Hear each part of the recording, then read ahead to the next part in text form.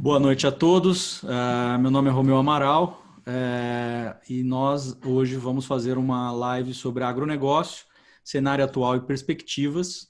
Em primeiro lugar, gostaria de agradecer a presença do José Carlos Vaz e do Guilherme Belotti de Mello e José Davi e a todos que nos estão assistindo. Eu farei uma breve apresentação dos nossos convidados e na sequência passaria a palavra ao José Carlos Vaz, que vai fazer uma breve apresentação, introdução do tema, e aí a gente segue para os debates e as conversas sobre o tema. Ao público que nos assiste, que tiver interesse em fazer perguntas aos nossos convidados, eu peço a gentileza que encaminhe as perguntas pelo chat, e aí, à medida que as exposições vão passando, eu vou escolhendo as perguntas e vou fazendo as perguntas aos convidados, tá bom? Bom, José Carlos Vaz é advogado, ex-secretário do Ministério da Agricultura e diretor de agronegócio do Brasil, tem muita experiência no agronegócio brasileiro e vai poder dar trazer um pouco da sua experiência e dar uma visão sobre o tema. Guilherme Belotti de Mello, gerente de consultoria agro no Itaú BBA e tem experiência também, bastante experiência no agronegócio e vive o agronegócio no dia a dia aí nas operações financeiras. Então, sem mais delongas, eu passo a palavra então ao José Carlos Vaz. Em primeiro lugar, obrigado e te passo a palavra. Fica à vontade. É uma honra para a gente aqui tê-lo conosco. A honra é minha que está com vocês todos aí, que aqui ao escritório Amaral Lewandowski, eu agradeço o convite, né? Eu agradeço aos colegas aí, o Romeu e o Zé Davi e ao Guilherme a oportunidade de aprender. Aos audientes também, as suas perguntas vão me ajudar a aprender bastante, porque a gente, no momento em que a gente desiste de aprender na vida, a gente envelheceu, né? Chegamos à decadência. E o agronegócio ele é muito dinâmico, né? Cada dia ele está se reinventando, se redimensionando. E quando eu fui convidado, a ideia era fazer um bate-papo sobre o agronegócio em geral, com visão jurídica e setorial, né? E o doutor Guilherme está pessoa de ampla experiência e está muito bem situado para poder falar sobre o setor. O que eu me propus a fazer nesses 5 minutinhos iniciais aqui é fazer algumas considerações sobre algumas percepções que eu estou tendo, que elas podem estar enviesadas ou podem estar num bom caminho, pois o doutor Guilherme nos ajuda. Elas têm muito mais a ver com a minha vivência de 35 anos na área de crédito produtor rural, tanto no Banco do Brasil como no Estado da Agricultura e outras entidades, do que com o acompanhamento que está aí. Mas eu queria fazer alguns destaques para pontuar, então, o nosso debate, né? A gente sabe que o agronegócio brasileiro é eficiente, é inovador e competitivo mais que praticamente qualquer outro setor aqui no país. E aí todo mundo fala, não, mas é um setor que tem dependência de clima, que tem vulnerabilidade a pragas e doenças, depende de logística, essas questões têm que ser resolvidas, né? E fala-se da questão de segurança policial no campo, que é realmente uma questão essencial. E agora a questão da conectividade, porque a internet das coisas, as bases de dados, a inteligência artificial está chegando nas nossas empresas mais dinâmicas, que são as nossas fazendas do agronegócio, né? E aí tudo isso é muito importante, mas o que eu gosto sempre de pontuar é que mais do que essas questões, essa dependência biológica e essa questão de modernização, o que caracteriza o agronegócio, a atividade produtiva rural, né, é que ela tem muita volatilidade e incerteza, né? E é lógico que nós temos que investir em tecnologia, em base de dados, em eficiência gerencial, né, para reduzir custos e aumentar rendimento, né? Mas se você pegar os Estados Unidos, pegar a Europa, todos têm políticas agrícolas consistentes. Eu não estou falando de uma política agrícola intervencionista ou que mude as relações contratuais. Eu falo de uma política agrícola que atue nas questões específicas da atividade produtiva rural, que é essa dependência biológica e essa dependência dessas questões da natureza, né? Também há algo para destacar que não se pode falar em que nós temos. Há quem diga que nós só temos um agronegócio, há quem diga que nós temos 2 agronegócios, que é a agricultura familiar e a agricultura empresarial. Eu digo para vocês que nós temos várias agroatividades, né? E que tem algumas peculiaridades. Se a gente for olhar o valor bruto de produção agropecuária no Brasil, é de cerca de 750 bilhões de reais, segundo a CNA, dos quais 50 bilhões é a cana.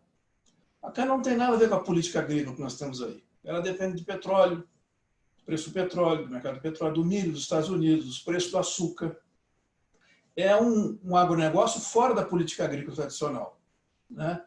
Mas que tem uma questão séria a ser resolvida, que são as relações contratuais entre o produtor de cana e o usineiro. Porque quando o preço do etanol ou do açúcar vacila, né, o que sofre é o fornecedor de cana, né? E, fundamentalmente, uma questão de coerência nas políticas de fixação de preço de combustível, que a gente esquece que o tanque de combustível é um dos grandes destinos da nossa produção pecuária.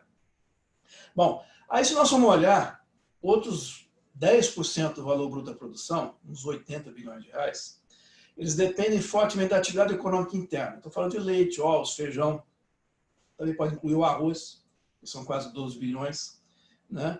E desse, só o arroz que tem forte proteção da política agrícola, aquela proteção tradicional, que é preço mínimo e um pouco de crédito rural. As demais culturas que eu citei, mais a mandioca, quem é pronafiano até pode contar com o Pronaf. Mas hortifruti granjeiro não tem nada disso. Pode ver agora que na pandemia quem sofreu foram os produtores de hortifruti grangeiros e flores. Por quê? Porque eles estão alheios à política agrícola, estão fora da política agrícola. Bom, nós temos uma outra parte da nossa agricultura e pecuária que sofre muito com o Mercosul. O próprio arroz, uva, trigo, maçã, os derivados de leite, né? Aqui são mais uns 10%, ou por volta de 10%, porque o arroz, por exemplo, tem dependência da economia interna e do Mercosul, né? Tirando arroz, política agrícola praticamente inexistente. O trigo tem um pouquinho de seguro agrícola, um pouquinho de crédito, mas muito pouco. Bom, aí vamos ver aí o valor bruto da produção de milho, soja, frango e suínos. E aí vamos colocar o algodão, porque normalmente quem planta algodão planta milho e soja. Aí nós teremos 370 bilhões de reais. 50% do valor bruto da produção pecuária, né?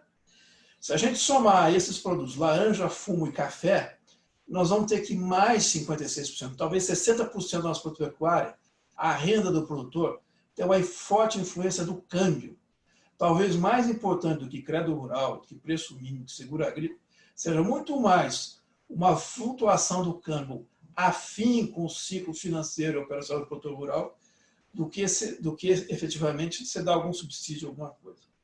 Isso porque eu não considerei os 18% do valor bruto da produção que vem da carne bovina, que também tem muita influência do dólar e por questão de competitividade no mercado internacional. Mas, de tudo isso que eu falei, acho que o ponto mais relevante que a gente tem que considerar na formação da renda do produtor agropecuário agora é China. Mais de 50% da renda do produtor brasileiro está ancorada nas atividades econômicas da China. E a China está com boas perspectivas, porque ela saiu de um país copiador de direitos autorais intelectuais, usando mão de obra barata, ela se tornou um produtor de tecnologia. Então, ela assumiu um outro patamar de competitividade no mundo. Então, por mais que haja uma batalha muito grande comercial com os Estados Unidos, que vai entrar em geopolítica, o fato é que ela vai continuar tendo mercado. E, gente, soja. A soja do Brasil vai para a China. A soja dos Estados Unidos vai para a Europa. Pode ter umas diferenças de logística, isso aqui, mas é isso. Não tem como a soja americana ser mais competitiva para a China do que a soja brasileira e vice-versa. Quando o Bill Clinton foi candidato à presidência dos Estados Unidos nos anos 1990, a maior parte de vocês não tinha nem nascido ainda, ele criou 3 motes e ganhou a campanha em cima do Bush pai, dizendo o seguinte: é economia, estúpido, né?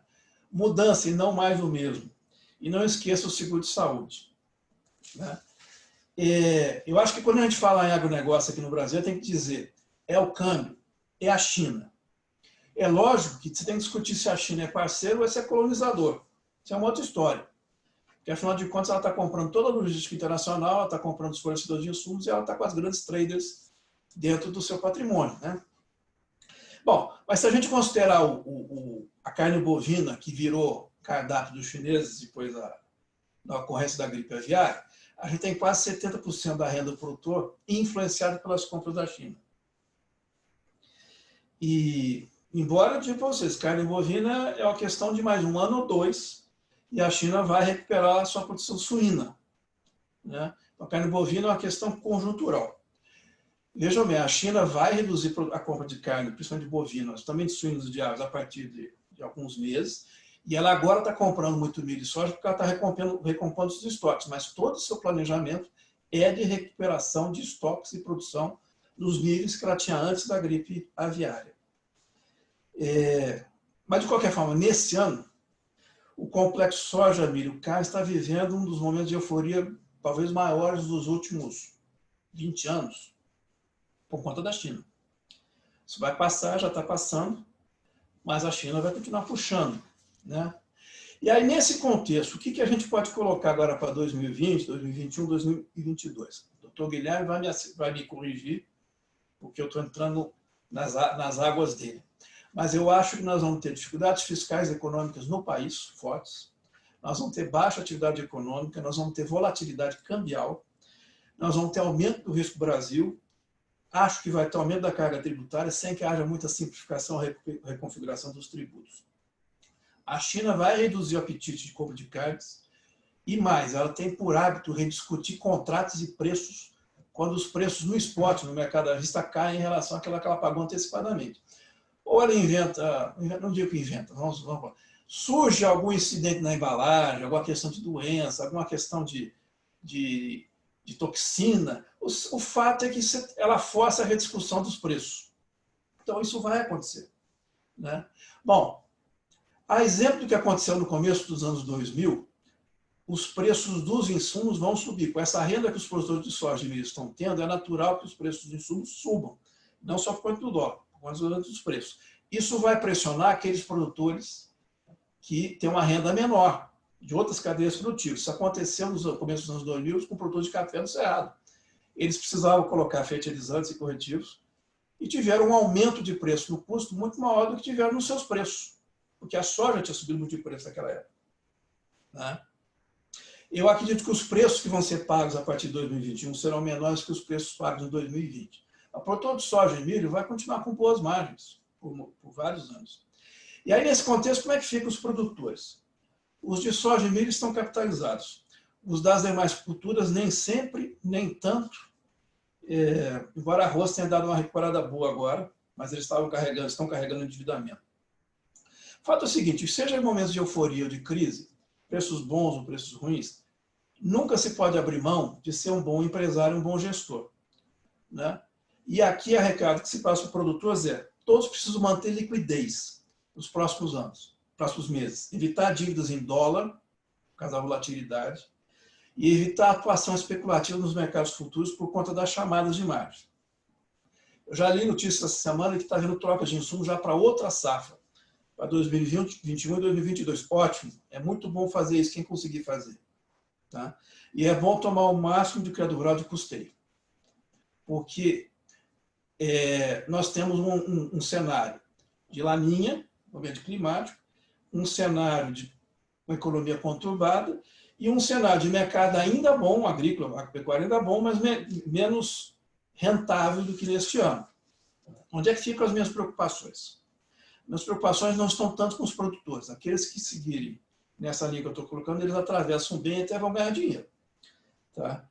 A minha preocupação está com fornecedores de insumos e traders de porte médio para pequeno e com tomadores de risco de crédito e financiadores por outros instrumentos que não crédito rural, de produtor rural, especialmente com as cooperativas. Tá? Alguns deles carregam dívidas de produtores mal equacionadas, têm fragilidade financeira. Eles ficam numa posição na cadeia do agronegócio em que eles têm que conviver com a volatilidade do dólar e dos próprios preços agrícolas. Pode haver possíveis repactuações por conta da China.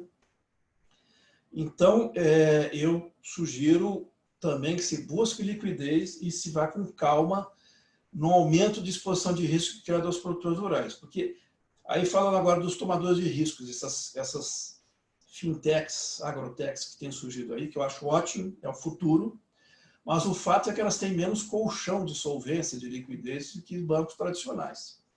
Então, eu vou citar aqui uma experiência vivida em 2001, 2002. A soja deu um aumento extraordinário de preço, os produtores do Mato Grosso tiveram um aumento substancial de renda, e aí eles foram engessando seus recursos, mas foram ganhando mais créditos. Os bancos foram exigindo menos garantias, foram dando mais limite de crédito. É o seguinte, olha, os produtores entraram em outro patamar de renda. O que eu digo para vocês é o seguinte, é que efetivamente os produtores entram, quanto mais tecnologia, mais eficiente, eles entram em outro patamar de renda. Mas a renda do produtor rural, ela não é linear, ela é ondulada. Lógico que quanto menor custo tiver, sempre a mínima renda será uma boa renda, né? Mas ela tem variações. E os tomadores de risco que conhecem pouco o setor, eles costumam aumentar a sua exposição no momento em que a renda chega ao seu pico e começa a cair. E aí, como eles não têm colchão de liquidez, ou eles se assustam, eles saem da posição, executam as dívidas, justamente no momento que os produtores começam a retomar a renda, né? Então, eu digo para você o seguinte, quem conhece o risco produtor rural, quem tem base de dados, sabe o seguinte, que não pode ser oportunista. Você tem que navegar para o produtor e tem que procurar adequar seu ativo com o passivo. Então, a minha preocupação agora para os próximos 18 meses está, então, no contexto de eventuais descasamentos de ativo e passivo no âmbito dos tomadores de risco do produtor rural. E vai impactar aqueles que têm o menor capital. E que podem não ter capital e podem cobrar dos produtores em momento indevido. Cobrar do produtor, veja bem, o produtor rural tendo renda, ele paga seus compromissos. Se não tiver renda, não é que ele não quer pagar, ele não consegue.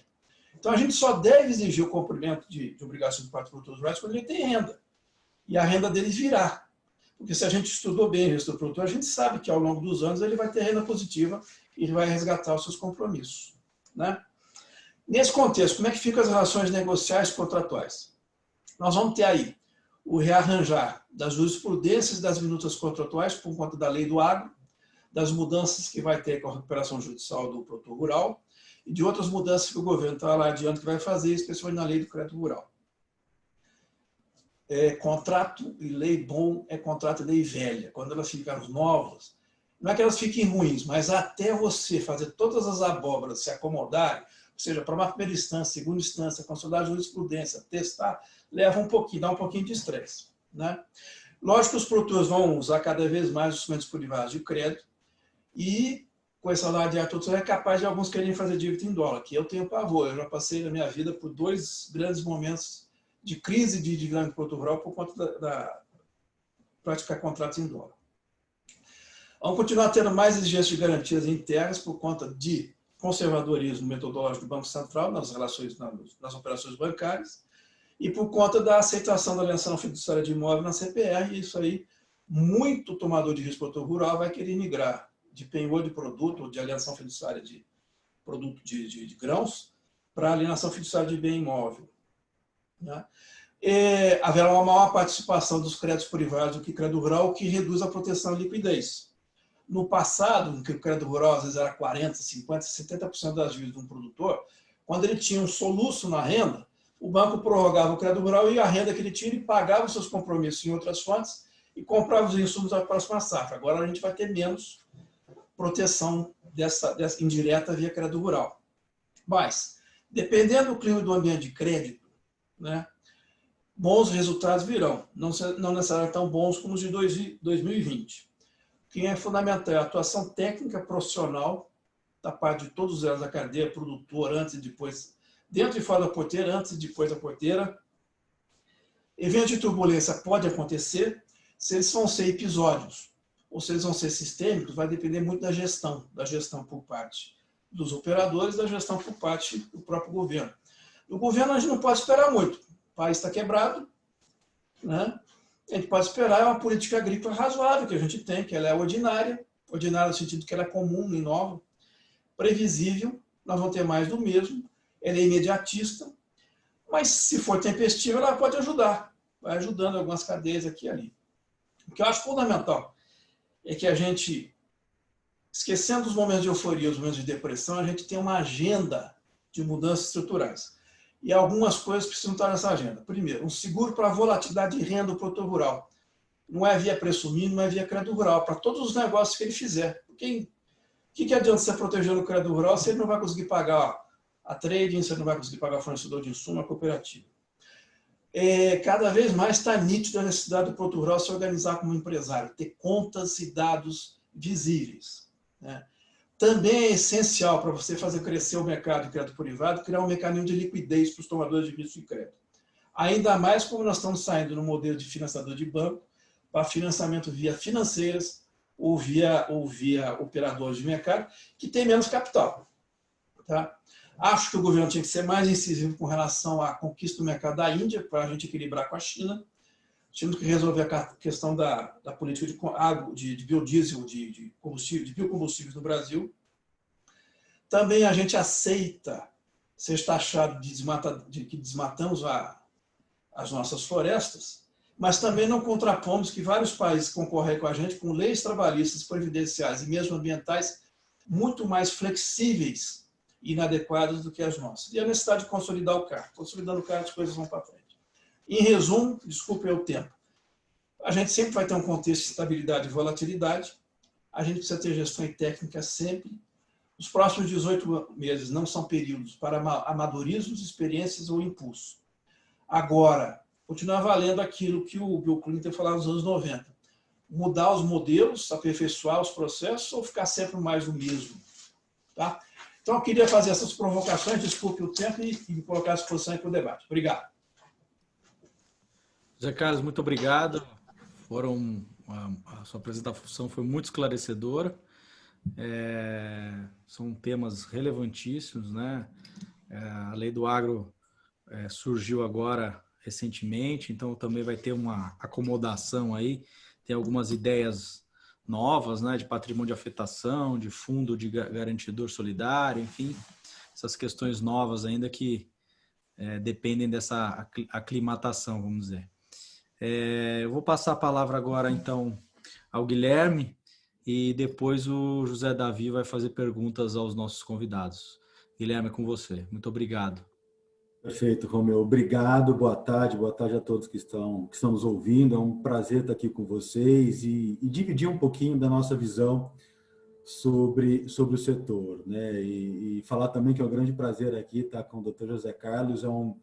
Sempre foi desde que eu comecei a estudar economia agrícola, eu já o li, então, sem dúvida nenhuma, traz muitos ensinamentos para nós aqui. É um grande prazer estar dividindo esse bate-papo com ele.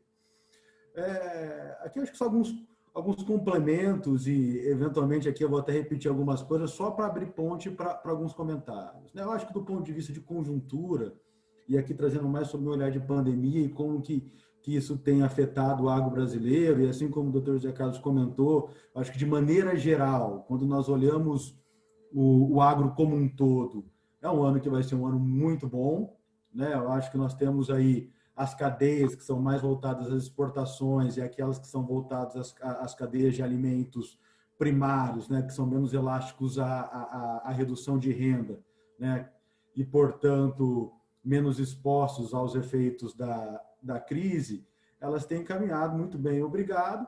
Algumas outras cadeias, como o Dr. Carlos comentou, de fato têm sofrido um pouco mais, né? Foi o caso dos HFs, né, dos hortifrutis, principalmente no início da pandemia. Agora, paulatinamente, embora o cenário vis-à-vis ao que era observado pré-pandemia, ainda um cenário pior, mas parece que o fundo do poço ficou para trás. Quando nós olhamos para as flores também, quando nós tivemos um canal super importante de distribuição de flores, ele foi fechado, basicamente ele parou o canal de distribuição para festas, né, para eventos sociais, e aos poucos esses canais têm sido transferidos, têm sido migrados para outros modelos de distribuição, e também, assim, parece que o fundo do poço ficou para trás, em que pese o fato que a pancada foi, de fato, bastante grande no setor, né?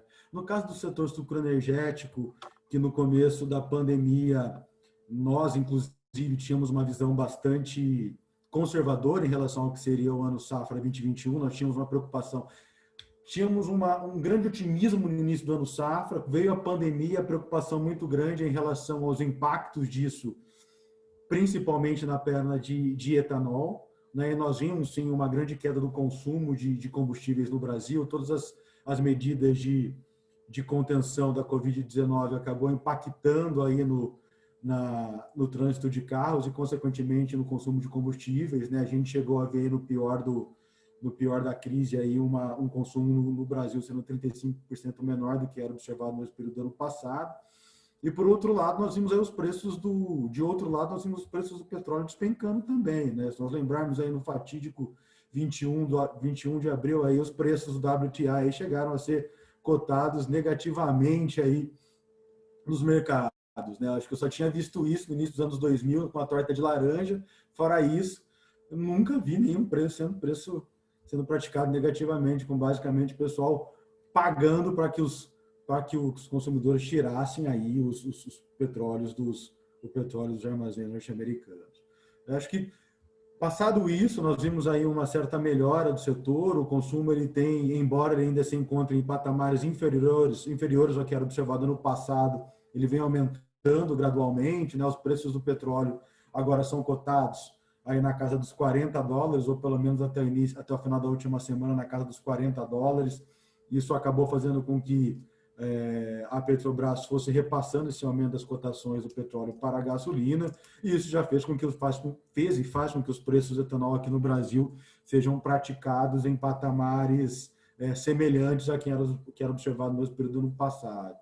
Então, parece que aqui também o pior ficou para trás. E aí tem o algodão, né, que é muito elástico à renda. Acho que todo mundo consegue postergar um pouquinho o consumo de camisa, o consumo de lençóis, enfim, é um produto que ele é mais sensível à renda, e ele, de fato, foi um dos mais afetados, em que pese comentar também que os preços em dólares se recuperaram um pouco, depois de ter sido cotados na casa dos 40 centos por libra peso, e ameaçando muito aí as margens dos produtores.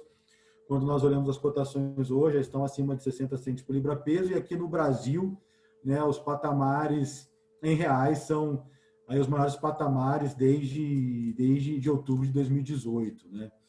Então, em condições de mais temperatura e pressão, se todos os contratos que haviam sido fixados, e de fato, quando a gente olha a cultura de algodão, que está acabando de ser, está do meio para o fim da colheita agora, se os contratos que foram fixados, de fato, eles forem exercidos, é mais um ano de receitas, de rendimento muito bom para a atividade como um todo.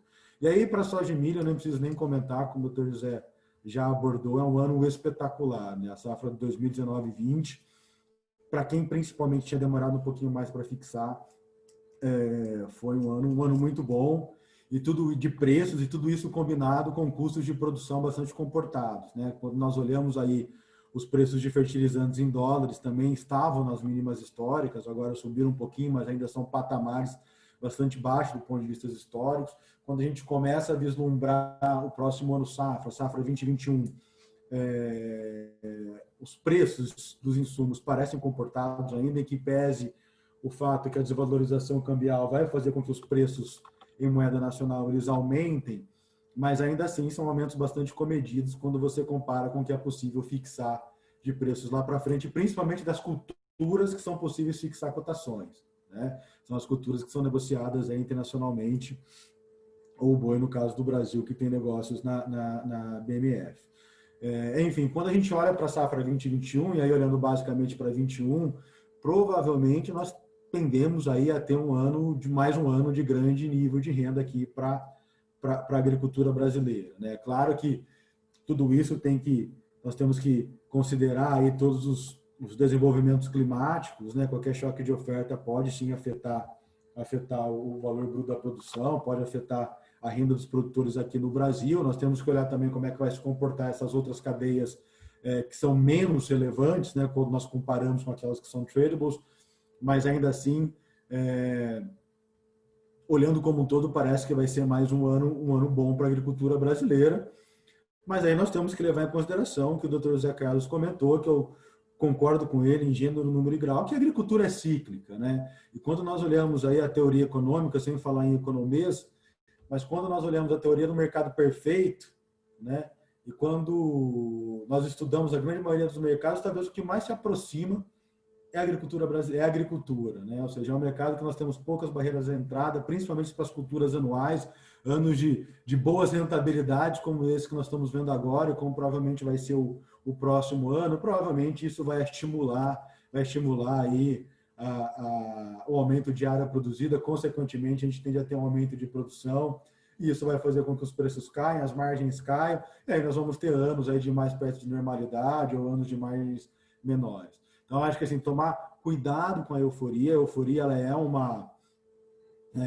momento ele é muito bom, mas como o doutor José comentou, nós temos que ser bastante cautelosos, né, em relação aos passos que vamos tomar ao longo dos próximos anos, principalmente tomar decisões estruturais em fatores conjunturais, né? Mas ainda assim, quando a gente olha o mundão, parece que tem algumas coisas sendo mudadas do ponto de vista estrutural para a agricultura, né? Quando a gente olha o agro como um todo, né? E aqui, talvez a principal mola propulsora dessa mudança diz respeito novamente à China, né? E aqui há uma preocupação em relação à concentração das exportações ao mercado chinês. Quando a gente pega os números do Ministério de Desenvolvimento, Indústria e Comércio, hoje 40% que nós exportamos vai para a China, mas hoje o que está acontecendo na China, principalmente do ponto de vista de recomposição de rebanho suíno, ele tende a trazer um impacto bastante grande na agricultura como um todo e principalmente na brasileira, né? Nós pegarmos aí de 2018 a 2019, que nós tivemos aí grande parte da liquidação do rebanho suíno na China, né, em virtude aí do problema de peste suína africana, tivemos aí uma queda de mais ou menos de 40% dos rebanhos de matrizes. Isso são basicamente quase 2, 3 Estados Unidos de produção de carne suína.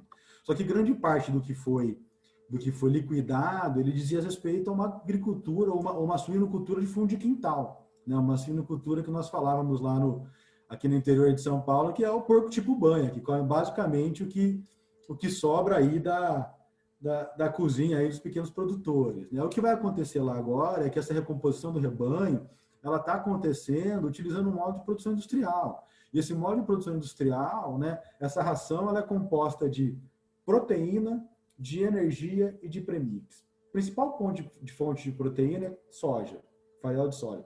Principal fonte de energia é milho, né? E o que nós tínhamos até hoje na China, era que a China ela era autossuficiente em milho, porém muito dependente de soja. Quando a gente começa a fazer as contas de padaria aqui, coloca no Excel qual o potencial de crescimento do rebanho chinês, né, e os impactos que isso pode ter na necessidade de importação, tanto de soja e também no consumo de milho, consequentemente de importação de milho, acho que isso abre um espaço muito grande aí para uma mudança estrutural das cotações desses produtos, né? Eu acho que nós temos aí provavelmente os preços não vão ficar nesses patamares, porque os patamares estão muito elevados, temos um fator conjuntural de mercado doméstico muito apertado, não tem mais soja, não tem mais milho, por isso que os preços estão nos patamares que estão, eles vão ceder, mas parece que pelo menos em um curto período de tempo, em um prazo médio de 2, 3 anos, até que nós tenhamos aí um grande salto tecnológico, aí depois os preços vão cair de novo, parece que nós temos aí um aumento de consumo muito grande chinês, e isso tende a abrir espaço para que o Brasil siga exercendo um papel bastante fundamental aí no agronegócio global, sendo um combustível aí para o aumento da produção aqui. Acho que é essa a grande mensagem. Acho que do ponto de vista de agro, acho que nós temos aí um momento conjuntural muito favorável, isso não dura, a gente sabe que a agricultura é cíclica, isso não dura, mas parece que tem alguns movimentos que tendem a fazer com que os patamares de preços eles se alterem um pouquinho, de preços relativos se alterem um pouquinho. Notadamente no caso do milho, né, e aqui eu acho que vale o parênteses para quem está nos ouvindo, que está bastante antenado aí a cadeia de suínos e aves, que são muito dependentes da aquisição de milho para a produção de ração. Até agora, os compradores de milho tinham uma posição muito confortável, porque nós viemos com uma safrinha muito crescente, muito grande, né? Então, você poderia comprar da mão para a boca, sem estratégia de estoque, enfim, sem uma grande preocupação em relação ao suprimento desse insumo. Agora, né, quando nós olhamos daqui para frente, com a China passando a ser um player importante nesse mercado internacional, com os portos do Arco Norte também se consolidando como importante corredor de exportação, parece que aqueles milhos que nós tínhamos aí a 12, 13 reais no Médio Norte do Mato Grosso, que acabava balizando o Brasil inteiro, parece que são níveis de preço que ficaram para trás. Então, acho que essa aqui é a mensagem. Acho que para a gente começar o bate-papo, conjuntura muito boa para a grande maioria das cadeias, algumas um pouco mais impactadas e temos que tomar cuidado, mas com um olhar muito atento para frente, porque a gente sabe que a agricultura é cíclica e anos de vacas magras virão, e por isso todo aquele elemento de gestão que o Dr. José Carlos comentou, ele é super relevante. E aqui, só para finalizar, E aqui, doutor José, nós fizemos um estudo dentro do banco e nós pegamos aí os casos, pegamos uma amostra, né, de produtores, amostra de dados financeiros com casos de estresse e casos de não estresse, e junto com o Carlos Ortiz, que foi diretor do Rabobank, foi diretor do BBA e hoje ele é consultor lá nos Estados Unidos, nós fizemos uma modelagem, né, estatística, um modelo econométrico para encontrar os determinantes de estresse financeiros dos produtores rurais, né? E surpreendentemente, né, a variável produtividade, quebra de produtividade, ela não foi estatisticamente significativa, né? Porém, variável gestão, variável crescimento acelerado, né, variável ter muitos negócios, muitos pratos para equilibrar, sem ter as quantidades de óleos e de botina suficiente para tomar conta, foram variáveis que se mostraram bastante impactantes no que diz respeito aí a determinar o estresse financeiro do produtor. Então, acho que assim, é só uma abordagem diferente que vem a corroborar aqui o ponto do Dr. José, que a gestão ela é primordial para a perpetuidade do produtor rural. Então, acho que isso ela é super relevante e depois a gente comenta mais em novas mudanças estruturais que vem aqui na agricultura, que isso vai ficar cada vez mais relevante. Legal, obrigado, Guilherme. Obrigado. Tanto você como o Dr. José Carlos conseguiram fazer aí um resumão para a gente, né? Muito interessante. Trouxeram vários aspectos, várias informações, vários dados que realmente mostram que a agricultura, né, e o agronegócio brasileiro são campeões aí, né? Estão no topo do mundo e, obviamente, estamos num momento de euforia, como vocês bem mencionaram, mas e o Brasil como o celeiro do mundo aí está conseguindo dar conta, né? Tanto do suprimento interno como para exportação, para fins de exportação também. A gente vai voltar nessa questão da conjuntura. Eu só queria perguntar para o Dr. José Carlos aqui o que ele acha em relação, porque assim, ontem a gente teve a aprovação pela Câmara dos Deputados, né? Aquela questão da recuperação judicial do produtor rural, né? Que tem no mínimo 2 anos de atividade, aí foi a questão da recuperação judicial do produtor rural foi mantida, e enfim, e com a lei do agro, né, que a lei 13.986, que foi, se eu não me engano, não me recordo se é de fevereiro ou de abril, mas são instrumentos jurídicos aí que estão chegando para, vamos dizer assim, para trazer um pouco mais de segurança jurídica e do ponto de vista de financiamento, né, da atividade rural, e da manutenção da atividade rural em si, né, trazem um pouco mais de segurança aí, né, vamos dizer, para o produtor, inclusive novas formas e novas 7 de abril, obrigado, Romeu, e novas formas de, não só de financiamento, como de você buscar esse financiamento privado mesmo, né, através de novos títulos de crédito, enfim. Qual que é a visão do senhor, José Carlos, a respeito dessa questão, dessa conjuntura jurídica que a gente está tendo aí, para trazer um pouco mais isso está trazendo um pouco mais de modernidade, vamos dizer assim, para as relações do agronegócio brasileiro? Isso traz um pouco mais de segurança na visão do senhor? O que o senhor acha? Com certeza o financiamento via instrumentos como esse, a CPR, CRA, CDCA, LCA, é o futuro do mercado de crédito, né? Nós temos uma realidade de crédito rural dos anos 60, né? 60 anos atrás. Há 60 anos atrás a gente não tinha internet, a gente não tinha computadores, não tinha infraestrutura, o país era importador de alimentos, nós tínhamos um conflito agrário danado, enorme. Então, assim, o modelo crédito, assim, nós temos centenas de bancos, hoje em dia você não tem mais isso. Então, assim, o crédito rural, ele já passou o seu momento. Alguns poderiam dizer que ele podia ficar para o Pronafiano, mas mesmo o Pronafiano ele também está defasado. Lógico que você não vai acabar com o crédito rural hoje e dizer que a partir de amanhã todo mundo vai se financiar no mercado. Você tem que fazer um modelo de convivência e transição, mas esses avanços que se teve com a lei do agro, eles são bastante importantes. Existe uma série de dúvidas e de sintonias finas que precisam ser feitas, mas toda a legislação envolve isso. Então, nós vamos ter aí 1 ou 2 safras de ajustamento de processo. Agora, A gente tem as viúvas do crédito rural, né? Que são os próprios bancos, o próprio governo, porque se acostumou com isso, né? E alguns outros players, e eles não ajudam a desbancar, a fazer esse mercado alavancar. Veja bem, o subsídio que o produtor rural recebe no crédito rural, ele tinha que estar disponível para ele poder tomar recurso do mercado.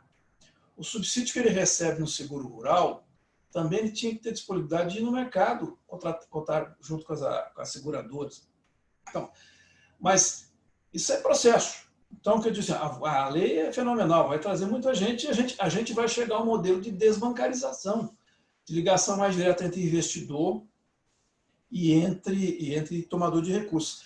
E isso não vale só para o agronegócio, vale para a economia brasileira como um todo. Só que o nosso agronegócio é um agronegócio diferente no mundo, ele tem tecnologia, ele tem eficiência, tem uma sofisticação e um rendimento que você não tem em outros países. Então, por isso que ele acaba servindo de piloto para uma série de inovações que se acaba fazendo nos modelos. Então, veja bem, o cenário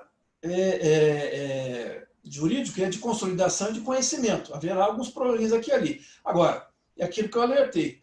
Precisa ter um mecanismo de garantia de liquidez para os tomadores de risco. Precisa ter um mecanismo de seguro de volatilidade de renda dos produtores. Por quê?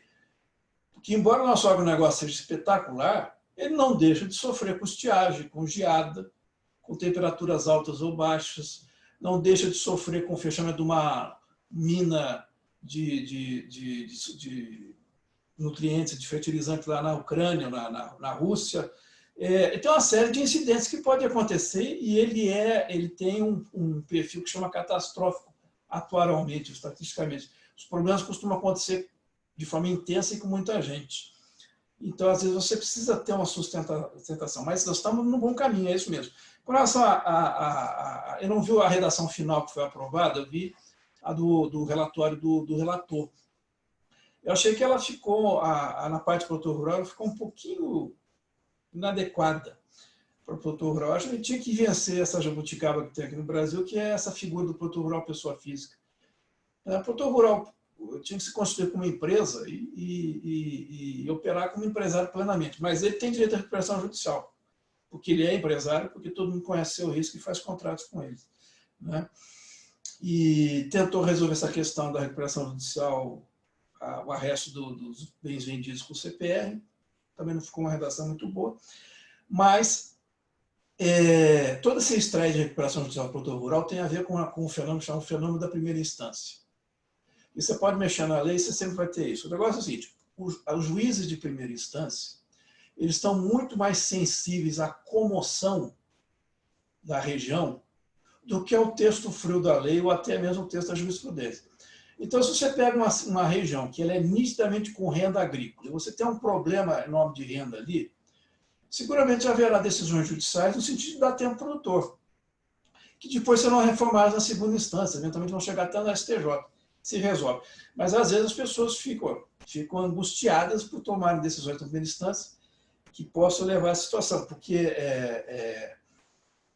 o fato de um produtor rural poder aderir à recuperação judicial sem ter os 2 anos de registro formal, não quer dizer que ele poderia inscrever qualquer crédito lá na massa concursal, ou que ele poderia deixar de cumprir os seus compromissos de entrega de produtos vendidos. Mas, respondendo, o caminho é esse, nós temos grandes passos, mas todo aprendizado tem um pouquinho de dor e de surpresa, né? Mas o futuro é bom, ok? Perfeito, obrigado. É até interessante o senhor tocar nessa questão da exploração da atividade rural na pessoa física, né? Do ponto de vista tributário, não é uma regra, vamos dizer assim, mas do ponto de vista tributário, em muitas situações faz sentido, né? A exploração na pessoa física em detrimento da pessoa jurídica, né? Vamos ver como é que essa questão vai ficar agora com a... Mas é porque isso é uma jabuticaba. Exatamente. Na realidade acontece isso, é melhor ser pessoa física que pessoa jurídica, mas no conceito, na teoria, na lógica, não tem nada a ver. Sim. Isso também, doutor Zé Carlos, não inviabilizaria, de certa forma, a gestão ou a estruturação da produção por meio de dar um exemplo, né? Você tem na área societária, sociedade anônima pode emitir valores mobiliários que uma cooperativa não poderia, ou que a própria, obviamente, a pessoa física não poderia. E então você teria acesso ao mercado de capitais com outros instrumentos que não só instrumentos específicos do agronegócio, né? Por outro lado, você também, ao usar uma estrutura corporativa, você teria uma melhor governança, uma melhor gestão, enfim, você teria a possibilidade de consolidação, enfim, você tem várias vantagens, obviamente você tem desvantagens, mas você tem várias vantagens nesse modelo. E a grande desvantagem é fiscal, né? Então você não permite que o produtor rural se estruture por uma diferença fiscal que pode ser significativa a depender da atividade exercida. Isso não seria também ruim para a estrutura do agronegócio brasileiro? Eu acho que a gente tem que vencer as nossas incoerências, né? Então, o que eu chamo de jabuticabas. Isso tem que mexer nos modelos que a gente tem aí. Nossa agricultura e pecuária, em relação aos outros países do mundo, é que tem menos subsídio em todas as economias, tem menos subsídio. Mas a gente tem, dentro desse subsídio, a gente tem subsídios diretos voltados à taxa de juros, a preço de produto ou a custo de apólice de seguro rural, e você tem alguns mecanismos aí de atividade de fomento, assistência técnica e tal, mas você tem alguns subsídios indiretos, basicamente os tributários, dentro da questão tributária. Então, uma boa parte dos títulos do agronegócio, eles estão se destacando porque, não nesse momento da pandemia, mas passada a pandemia, o IOF vai voltar a ser cobrado a maior parte das operações financeiras. E aí, ele sendo cobrado, os títulos do agronegócio não têm IOF. Isso é um artificialismo, né? Na verdade, o que eu digo é o seguinte, é que o nosso agronegócio tem um risco bom. E se os nossos produtores rurais se organizarem, né, organizarem as suas estruturas, a sua estrutura contábil, financeira, segregarem o patrimônio da atividade, do patrimônio do institutor, do próprio produtor rural em si, da sua família, ele vai poder apresentar o seu risco melhor ao mercado. E veja bem, uma coisa que eu esqueci de falar no começo. Nós não temos poupança para o que o Brasil precisa, para resolver os nossos déficits sociais, déficit de infraestrutura, pagar a nossa dívida, resolver o nosso problema de tecnologia, nós temos que buscar dinheiro lá fora. E o nosso agronegócio ele é bastante competitivo. Ele só não pega mais recursos lá fora porque nós temos todas as nossas jabuticabas e todos os nossos anacronismos institucionais que fazem o investidor ficar lá fora e o produtor ficar aqui, e fica uma intermediação enorme nesse processo. Mas, realmente, se o produtor rural se organizar e apresentar seu risco, demonstrar quais são os seus riscos e como ele conseguirá enfrentar se aqueles riscos se transformarem em danos, em eventos danosos, e se nós tivermos mecanismos de mercado que reduzam a volatilidade da sua renda, esse mercado vai decolar, nós vamos ganhar muitos recursos, nós vamos conseguir muita coisa. Mas, realmente, tem que resolver essa questão da organização do produtor rural como empresário. E aqui, doutor, já, se eu puder complementar aqui e entrar na discussão, eu acho que isso daqui joga a luz num ponto super relevante que o senhor comentou também, eu vou pegar um gancho aqui, que diz respeito ao novo modelo de financiamento do agronegócio, né? Nós temos esse problema fiscal, como você comentou, eu acho que ele é latente para todo mundo e que só veio aumentar agora com a pandemia. Então, nós vamos passar aí, eu acho que ao longo dos próximos anos, por um modelo de transição, uma participação cada vez maior do capital privado, né? E o acesso ao capital privado e garantir o acesso e conseguir ser competitivo em taxas, eu acho que acaba passando, sem dúvida nenhuma, por um aumento da transparência, por um aumento dos aspectos de governança, né? E isso, assim, é óbvio que isso é muito bom para o agente, para a instituição financeira, para os fundos que vão colocar dinheiro no agronegócio, mas é bom para o próprio produtor rural. Você só consegue tomar decisão, né, se você tiver as melhores informações, se o seu painel de controle tiver muito bem exposto, né? Então, acho que isso essa discussão ela sempre vem à tona e aqui eu confesso que sou sempre muito questionado que a gente sempre olha sob uma ótica dos benefícios das instituições financeiras, dos investidores que querem colocar dinheiro no agronegócio, né? Mas para o próprio tomador de decisão, ela é super relevante. Quantas vezes nós já vimos aqui produtores sendo assediados para vender parte do negócio, mas como não tinha as informações, não tinha as unidades de negócio separadas, ele não consegue fazer nem a avaliação do negócio, ele não sabe quanto aquilo vale. Então, acho que isso vai acontecer, eu acho que naturalmente, ou talvez com alguma ajuda de algum fator externo, mas eu acho que vai ser imprescindível que isso aconteça para que o agro ele consiga acessar de maneira mais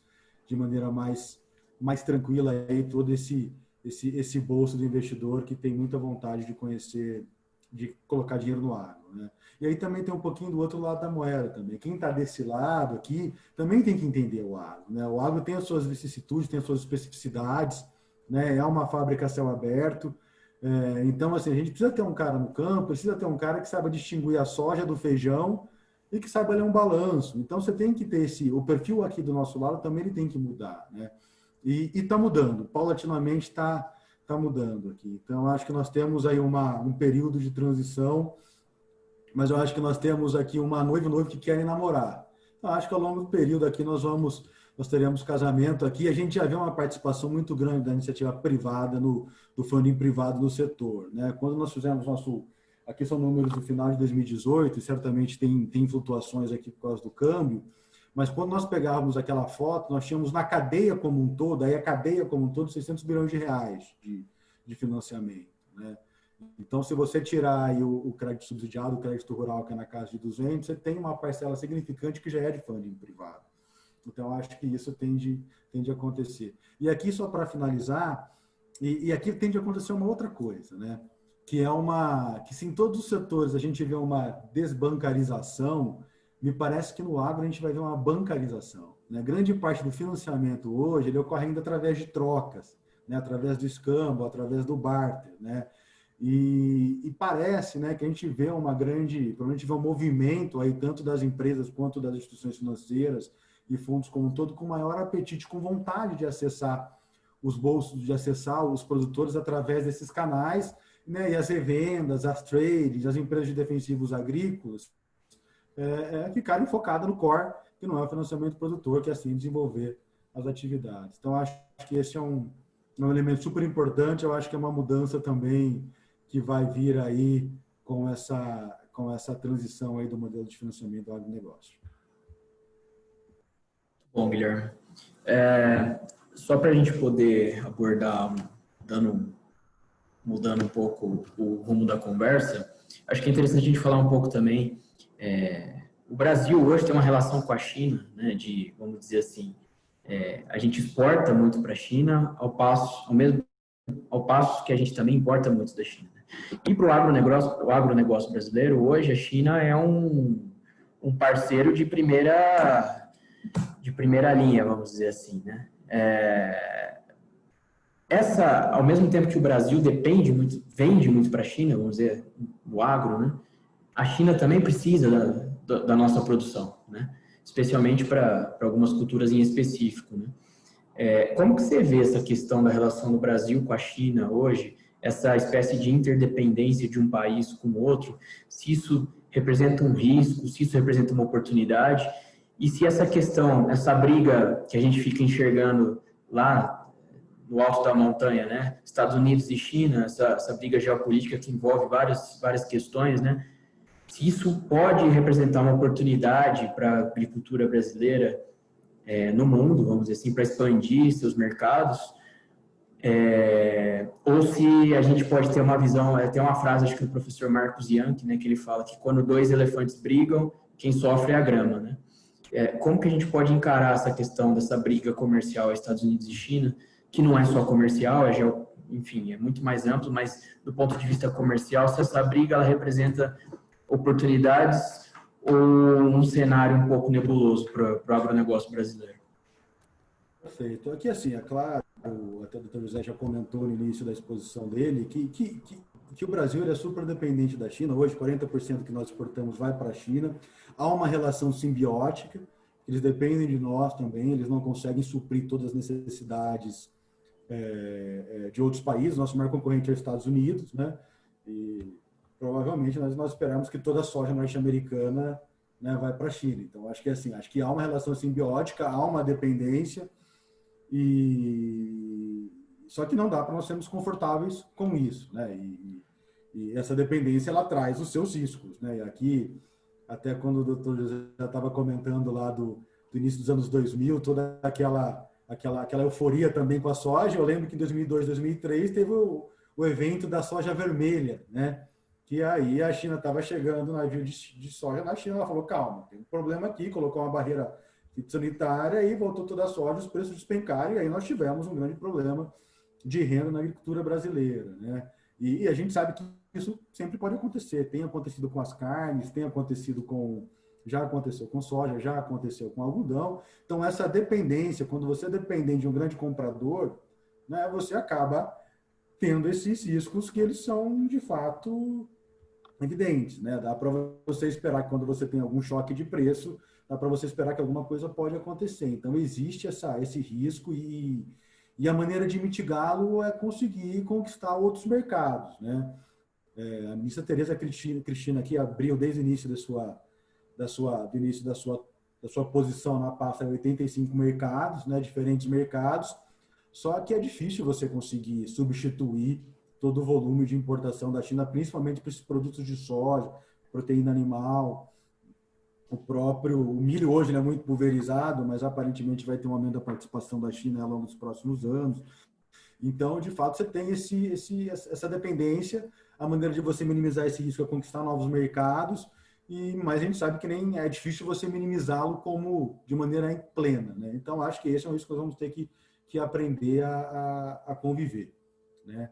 E aqui tem um elemento bastante interessante nessa guerra comercial entre China e Estados Unidos, né? Eu compartilho com a visão do professor Marcos Yankee, quem briga de elefantes, quem se machuca a grama. É claro que no curto prazo, né, todo o trade war ele acabou beneficiando o Brasil. Em 2018 nós tivemos prêmios de soja nos portos superiores ainda do que nós estamos observando esse ano, que são super elevados. Tivemos um aumento de exportações das mais variadas cadeias. Agora, no longo prazo, uma guerra comercial entre os dois países, ele acaba trazendo um equilíbrio de crescimento de economia global para baixo, um crescimento econômico global menor. E os produtos que fazem parte da nossa pauta de exportações são produtos que dependem de renda, né, no final do dia. Alguns são mais elásticos, outros menos elásticos, mas em um mundo em que você tem um crescimento populacional menor e você tem um crescimento de renda menor, isso pode afetar pode afetar o apetite dos países por aumento de importação, e isso, sem dúvida nenhuma, pode afetar o crescimento esperado da agricultura brasileira no longo prazo. Então, se no curto prazo você pode até ver alguns buracos que o Brasil pode ser beneficiado dessa guerra comercial entre China e Estados Unidos, no longo prazo isso traz o crescimento econômico global para um ponto de equilíbrio menor e acaba afetando o apetite de todos os outros países. Eu acho que esse é o ponto. Por outro lado, se nós caminharmos aí para um acordo comercial, como tivemos a primeira fase do acordo aí, anunciados aí no início de janeiro, né, por mais que a gente tenha um aumento aí das exportações norte-americanas, a China, como um grande trader global, né, e milenário, ele sabe que também não vai querer depender de um só importador, concentrar as importações em um grande importador, né? Isso daria na teoria dos jogos, deixaria aí o governo norte-americano com uma força muito grande de negociação. Então, acho que Brasil, Estados Unidos e China vão se coexistir aí ao longo dos próximos anos, mas eu acho que guerras comerciais, de maneira geral, são prejudiciais no longo prazo para o agro brasileiro.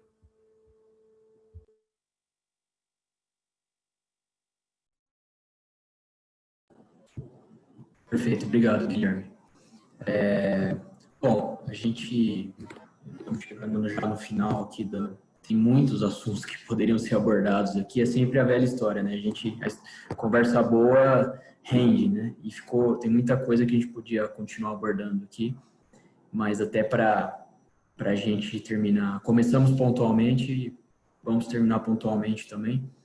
Eu queria agradecê-los aí mais uma vez pela presença, tanto do Guilherme como do Dr. José Carlos. E, enfim, foi um prazer, uma honra para a gente. A ideia é que a gente faça mais conversas no futuro e desde já estão convidados, certamente. E abrir aí para, caso vocês queiram fazer alguma consideração final, Dr. José Carlos, gostaria de falar alguma coisa para encerrar?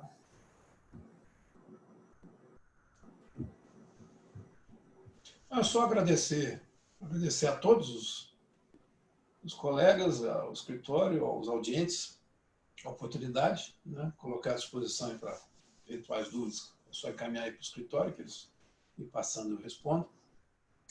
E dizer o seguinte, que o nosso cenário para o negócio é muito bom. Nós passamos por uma revolução tecnológica nos últimos dos anos 70, 80, que foi a soja do Cerrado, e agora nós estamos entrando numa revolução tecnológica que é na gestão de dados, que é o acompanhamento da situação a nível de propriedade. E entra inteligência artificial, algoritmo, quer dizer, é uma revolução que está sendo colocada, e as gerações de produtores que estão chegando estão cada vez mais capacitados tecnologicamente, gerencialmente, financeiramente. Então, a gente tem uma perspectiva muito boa. E os mercados, a China é um mercado muito forte, porque a gente não esqueça que a China ela tem um modelo na medida que ela cresce, ela traz parte da população dela de semi-miséria para o consumo. E ela precisa de mais alimentos. Então, e quem vai fornecer esses alimentos é o Brasil. Mas nós temos a Índia também, tem outros países, por exemplo, na Ásia, que tem população e capacidade de ir ganhando renda. Ao ganhar renda, a pessoa não tem mais fome. Quem tem fome é quem não tem renda. Tendo renda, ele come. E ao comer, ele consome a nossa produção. Então, o nosso cenário é promissor. O que nós precisamos avançar são duas coisas. Existe um problema de infraestrutura no campo, são três coisas. Um problema de infraestrutura que o mercado vai trazendo, logística, conectividade e tal. Existe uma necessidade do produtor rural refinar um pouco a sua gestão com base em dados, melhorar isso, aperfeiçoar. Porque na medida que você passa a ter esse big data de tudo, o talento, a intuição, ele continua tendo importância. Porque ele vai trabalhar as margens de ganho de negócio, de oportunidade, são pequenininhas. Porque todo mundo tem a informação, todo mundo tem a tecnologia, todo mundo tem os insumos. Então, você vai ter que trabalhar com diferenciais extremamente precisos. Então, quanto mais o produtor conhecer o seu negócio, os seus custos, seus pontos fracos, seus pontos fortes, como é que funciona o mercado, quais são as perspectivas tecnológicas, ele poder antever o que está sendo feito e tomar suas decisões, mais ele vai ficar competitivo, mais renda ele vai tendo e vai ganhando situação. Mas acho que o ponto mais crucial, e que a gente ainda não percebeu isso no Brasil, é que nós temos que reformar o nosso Estado. Há quem diga que reformar o Estado é acabar com o Estado. Não, gente, não é impossível. A civilização não funciona sem ter o Estado presente. Agora, o que a gente precisa é um Estado limitado às funções estatais e que seja eficiente, né? Nós hoje temos um arcabouço institucional que atrapalha os empresários, atrapalha os cidadãos, atrapalha a gente, né? Então, dentro do agronegócio, a gente tem um campo enorme para avançar no aperfeiçoamento dos modelos, dos processos de utilização dos instrumentos de Estado. Mas é só isso. Obrigado aí por todos e a todos e até a próxima oportunidade. Obrigado, Dr. José Carlos. Guilherme, muito obrigado. Gostaria de falar alguma questão para a gente encerrar? Já para mim, primeiro foi um grande prazer estar aqui com vocês, dividir um pouquinho das nossas visões, das percepções. Quando o papo tá bom, passa rápido, né? E com uma mensagem final aqui, é só ratificar aqui o ponto do Dr. José, que eu acho que nós vamos passar por um modelo de agricultura agora que vai exigir bastante gestão, né? Seja do ponto de vista de manejo dentro da porteira, que vai ser um manejo mais próximo do singular, né? Você até sai de italiano, vai para o indivíduo, para a planta indivíduo, então, planta individual, e também isso serve para dentro do escritório. E até assim, e aqui fazendo um paralelo aqui com a escola de agronomia, eu acho que o próximo salto de crescimento da agricultura provavelmente vai obedecer à lei dos mínimos, né? Ao mesmo nível de gestão que ele tem dentro da porteira, que hoje nós já somos cutting edge technology em tudo, vai ter que ter dentro do escritório. Se eu não tiver isso, provavelmente o acesso a funding, o acesso às boas oportunidades, ela vai acabar sendo limitada. Então, acho que essa combinação dessa excelência de gestão que já existe dentro da porteira, com a excelência de gestão do escritório, sem dúvida nenhuma, vão ajudar aí a pavimentar essa estrada de sucesso do agronegócio brasileiro, com todo esse crescimento promissor que nós temos pela frente. Contando muito com o Sudeste, com o Leste Asiático, que hoje, baseado muito em China, mas olhando para os próximos 10, 20 anos, como o Dr. José comentou, a gente tem o Sul da África, Sul da Ásia, ali, notadamente Índia, e a África também, que eu acho que serão aí, em um segundo momento, grandes pilares aí de crescimento para o agro. Muito obrigado. Perfeito, nós aqui agradecemos, foi um prazer, obrigado a presença de ambos, aprendemos bastante hoje aqui. Muito obrigado, Romeu. Muito obrigado, então, ao Dr. José Carlos Vaz, ao Guilherme Belotti pelas apresentações, pelo debate, foi muito enriquecedor, agradecemos muito a presença de vocês, esperamos que possamos fazer uma nova discussão em breve, né? E agradecer a audiência, nós tivemos aqui por bastante tempo quase 30 pessoas, então para a gente é sempre uma alegria ver um público bastante interessado no tema. Muito obrigado a todos, boa noite, e essa live foi gravada e ela vai ser disponibilizada no canal do escritório para quem também tiver interesse em voltar e recapitular os temas que foram discutidos aqui. Muito obrigado a todos e boa noite. Obrigado, boa noite a todos.